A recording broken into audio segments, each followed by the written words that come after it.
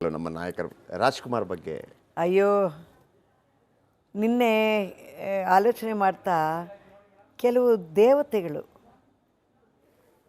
ಈ ಭೂಮಿಗೆ ಬರುತ್ತೆ ಕೆಲವು ಆಸೆ ಮೇಲೆ ಅದನ್ನೆಲ್ಲ ಮುಗಿಸಿ ಎಲ್ಲ ಮಾಡಿ ವಾಪಸ್ ಹೋಗುತ್ತೆ.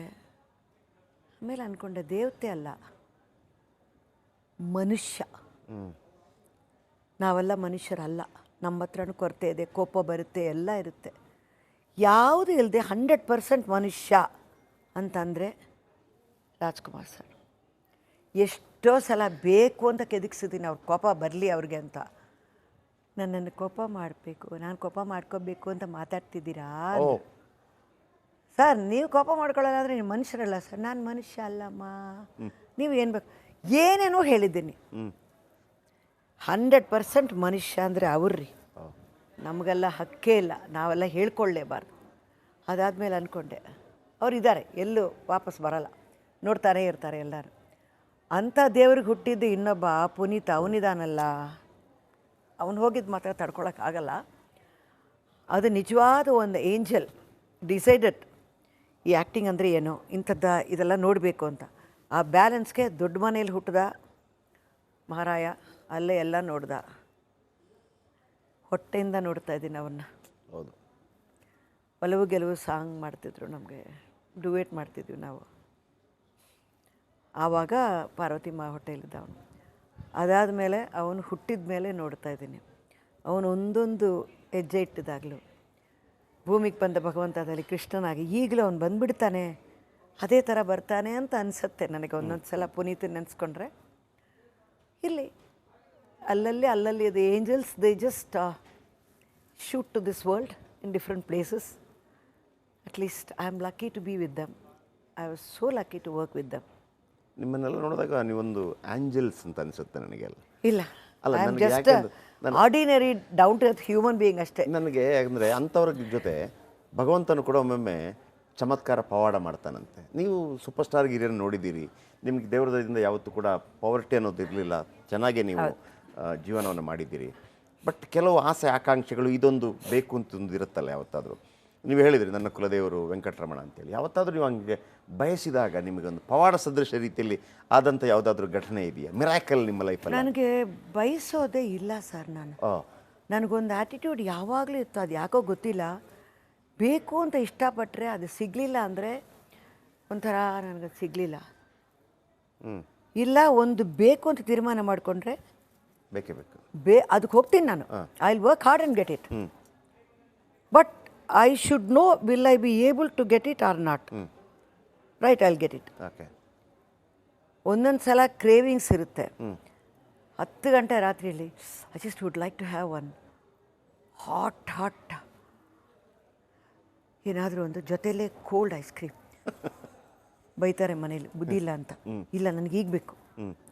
ಮೊದಲೆಲ್ಲ ಸಿಗ್ತಾ ಇರಲಿಲ್ಲ, ಯು ಹ್ಯಾವ್ ಟು ಡ್ರೈವ್. ಈಗ ಫೋನ್ ಮಾಡಿದ್ರೇ ಬಂದುಬಿಡುತ್ತೆ.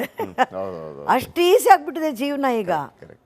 ನಿಮ್ಗೆ ಏನು ಬೇಕು ಅಂತ ಬಯಸ್ಕೋತಿರೋ ಬರ್ತಾ ಇದೆ. ಬಟ್ ಅದು ಬೇಕಾ ಬೇಡವಾ, ಅದನ್ನ ಪವಾಡ ಏನಾಗುತ್ತೆ ಅಂತ ಆಲೋಚನೆ ಮಾಡಬೇಕಾದ್ದು ನಮ್ಮ ಬುದ್ಧಿ. ಇದು ಯಾವಾಗಲೂ ಆಲೋಚನೆ ಮಾಡ್ತೀನಿ ನಾನು. ಇದು ಬಂದರೆ ಇದನ್ನ ರಿಯಾಕ್ಷನ್ ಹೆಂಗಿರುತ್ತೆ ಆಲೋಚನೆ ಮಾಡ್ಕೊ ಅಂತ.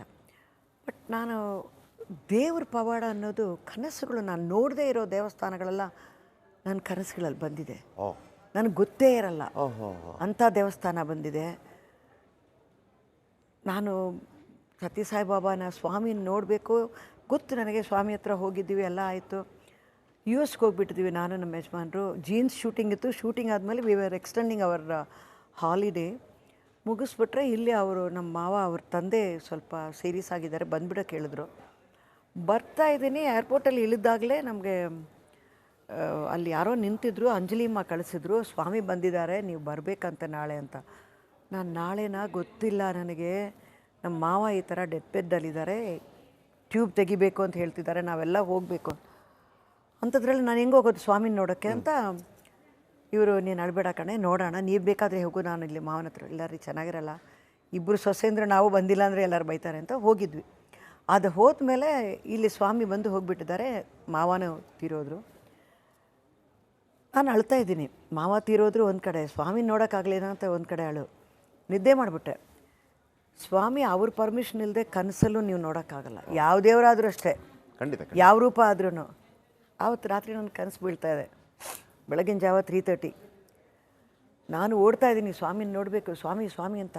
ಎಲ್ಲ ವೈಟ್ ಡ್ರೆಸ್ ಹಾಕ್ಕೊಂಡು ನಿಂತಿದ್ದಾರೆ. ಒಂಥರ ಇದೆ, ಮಣ್ಣುಗಿನ್ನೆಲ್ಲ ಒಂಥರ ಕೆಂಪು ಮಣ್ಣಿದೆ ಅಲ್ಲಿ. ಆ ಕಡೆ ಏನೋ ನದಿನೋ ಸಮುದ್ರನೋ ಇದೆ ಏನೋ, ಅದು ನೋಡ್ತಾನೆ ನಾನು ಹೋಗ್ತಾ ಇದ್ದೀನಿ. ಅವ್ರ ಹತ್ರ ಸ್ವಾಮಿ ನೋಡೋಕೆ, ಮುಟ್ಬೇಡಿ, ನೀವು ಈಗ ತಾನೇ ಬಂದಿದ್ದೀರಾ ಅಂತಾರೆ. ಇಲ್ಲ, ನಾನು ಸ್ನಾನ ಮಾಡಿ ಬಂದಿದ್ದೇನೆ ಅಂತ. ಇಲ್ಲ ತಲೆನಿಲ್ಲಿ ಅಂತ. ಸ್ವಾಮಿ ಹತ್ರ ಹಿಂಗೆ ಯಾರೂ ಹೇಳಲ್ಲ ಹತ್ರ, ನೀವು ಯಾಕೆ ಹಂಗೆ ಹೇಳ್ತೀರಾ ನನಗೆ? ಬಾಬಾ ಅಂತ ಕಿರಿಸ್ಕೊಂಡೆ. ಅಲ್ಲಿ ಹೋಗ್ತಾ ಇದ್ದಾರೆ ಸ್ವಾಮಿ. ಭಾವಕ್ಲಾಗ್ಬಿಡ್ತೀನಿ ನಾನು. ಅಲ್ಲಿಂದ ತಿರುಗಿ ನೋಡ್ತಾರೆ, ಹತ್ರ ಬರ್ತಾರೆ. ಏಮ್ ಕಾವಾಲಿ?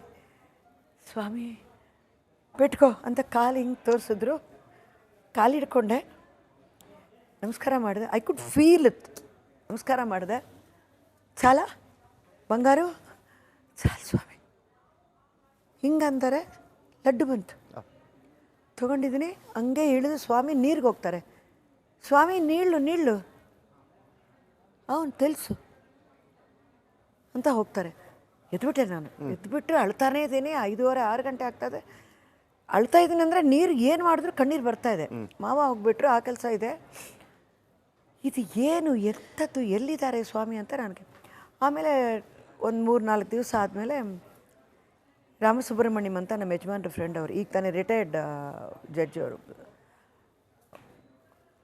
ಅವ್ರ ಹತ್ರ ಮಾತಾಡಿ, ಸರ್ ಈ ಥರ ನನಗೆ ಏನೋ ಬಿತ್ತು ಅಂತ, ನೀವು ನೋಡಿದ್ದೆಲ್ಲ ಕರೆಕ್ಟ್